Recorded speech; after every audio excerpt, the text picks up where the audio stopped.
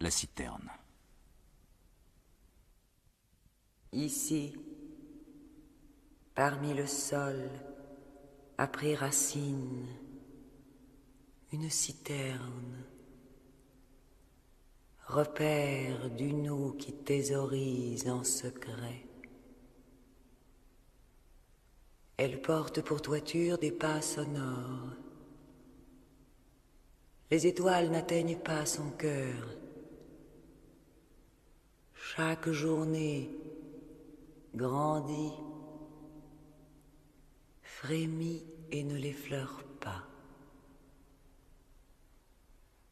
L'univers s'ouvre comme un éventail et joue avec le souffle du vent, suivant une cadence qui sur le crépuscule expire et bat de l'aile sans espoir et frissonne au sifflement de la douleur prédestinée.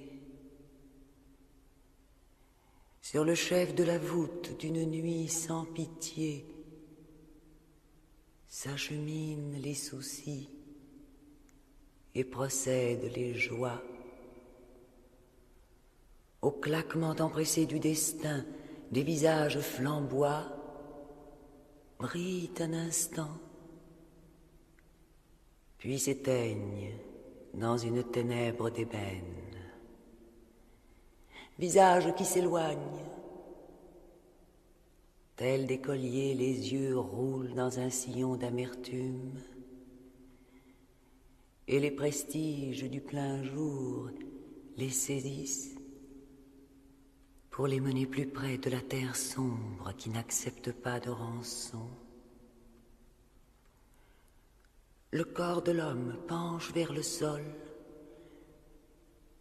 laissant après lui l'amour assoiffé, pétrifié sous le toucher du temps. La statue s'enfonce nue dans le sein rude qui l'attendait peu à peu. La soif de l'amour est curieuse de larmes. Les roses penchent, telle notre âme. Sur les feuilles on entend tressaillir la nature.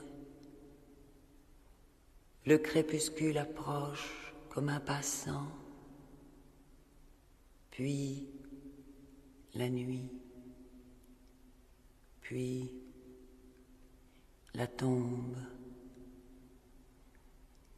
Mais ici, dans le sol a pris racine une citerne, repère secret, chaleur qui thésaurise la plainte de chaque chair dans le vent, la lutte contre la nuit et contre le jour.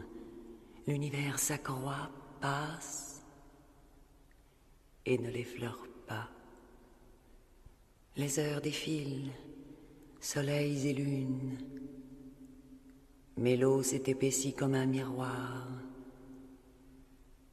L'attente aux grands yeux ouverts quand toutes voiles se sont perdues aux confins de la mer qui la nourrit. Seul, et dans son cœur une telle foule, seul, et dans son cœur un tel ahant, et seul tant de douleur, goutte à goutte, jetant au loin les filets par l'univers dont la vie amèrement ondoie.